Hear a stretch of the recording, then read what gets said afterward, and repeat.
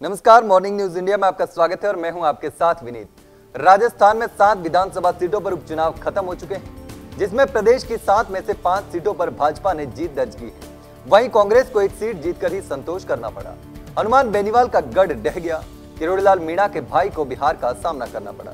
लेकिन इस सब के बीच अब भारत आदिवासी पार्टी और राजकुमार रोत की चर्चा फिर से होने लगी है, क्योंकि डूंगरपुर की 84 सीट पर बाप पार्टी ने जीत दर्ज कर ली। लेकिन उदयपुर की सलुम्बर सीट पर कुछ ऐसा हो गया जिससे राजकुमार रोत को बड़ा झटका लगा है और ऐसे में अब रोत ने भी सरकार के खिलाफ मोर्चा खोल दिया है। तो चलिए विस्तार से जानते हैं कि आखिर ये पूरा मामला क्या है। दरअसल विधानसभा उपचुनाव में सलुम्बर सीट पर जिस तरह बाप पार्टी के प्रत्याशी जितेश कटारा लगातार बढ़त बनाए हुए थे और अंतिम राउंड में अचानक पीछे हो गए और 1285 वोटों से हार गए। जितेश कटारा की इस हार ने सभी को चौंका दिया। इस मामले में अब राजकुमार रोत ने मोर्चा खोल दिया है। राजकुमार रोत ने भजनलाल सरकार पर आरोप लगाया कि सलुम्बर विधानसभा सीट के उपचुनाव में लोकतंत्र की हत्या करने की साजिश की गई। हमें और हमारे प्रत्याशी जितेश कटारा को विश्वास था कि हम जीत रहे हैं, लेकिन परिणाम के साथ जो हुआ वह बिल्कुल अस्वीकार्य था। रोत ने कहा कि मतगणना केंद्र में आखिरी 2 राउंड के दौरान गड़बड़ियां की गई। निर्दलीय प्रत्याशी के वोटों को बीजेपी के उम्मीदवार के पक्ष में जोड़ने की साजिश की गई।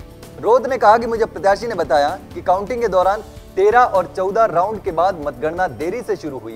इसके बाद निर्वाचन आयोग की वेबसाइट पर भी हर राउंड के बाद जो अपडेट आने चाहिए थे उन्हें रोका गया।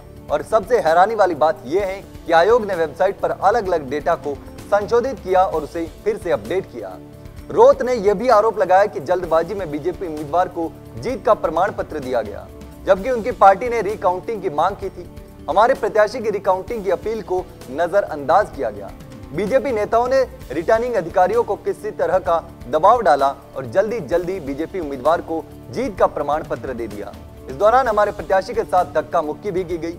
राजकुमार रोत ने इस मामले को लेकर निर्वाचन आयोग और बीजेपी पर गंभीर आरोप लगाए हैं। उन्होंने कहा कि जब दौसा में बीजेपी के खिलाफ रिकाउंटिंग की प्रक्रिया अपनाई गई तो सलुम्बर में क्यों नहीं? दौसा में जब बीजेपी हार रही थी तो वहां रिकाउंटिंग की गई, जबकि सलुम्बर में जीत का अंतर केवल 1000 वोट था। फिर भी यहां रिकाउंटिंग की प्रक्रिया नहीं अपनाई गई, जो पूरी तरह से अलोकतांत्रिक है। राजकुमार रोत ने यह भी कहा कि उनकी पार्टी अब इस गड़बड़ी के खिलाफ कोर्ट में लड़ाई लड़ेगी और लोकतांत्रिक तरीके से आंदोलन भी करेगी। सलुम्बर की आम जनता ने जिस तरह से हमें वोट दिया था उसके खिलाफ ये सब किया गया। बीजेपी प्रत्याशी को जिताने के लिए पूरे चुनावी प्रक्रिया को विकृत किया गया। हम इसका पुरजोर विरोध करते हैं और इस लड़ाई में आप सभी का समर्थन चाहते हैं, ये राजकुमार रोत ने कहा है। रोत और उनकी बाप पार्टी ने अब इस गड़बड़ी के खिलाफ आंदोलन शुरू कर दिया है और कानूनी रास्ता अपनाने की भी बात कही। क्या सलुम्बर विधानसभा में उपचुनाव की गड़बड़ी की जांच होगी? क्या निर्वाचन आयोग इस पर कोई सख्त कदम उठाएगा? ये सवाल अब सबके मन में जिंदा हो गया।